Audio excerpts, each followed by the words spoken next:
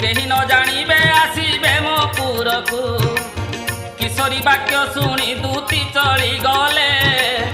किशोरी वाक्य शुणी दूती चली गले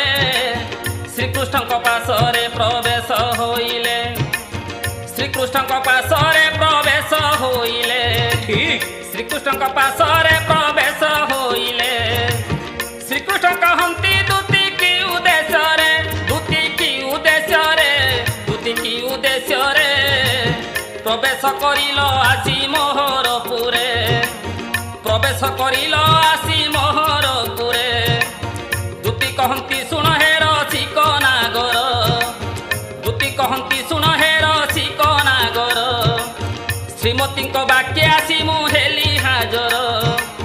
जेते बेले जीव श्रीमती पाशर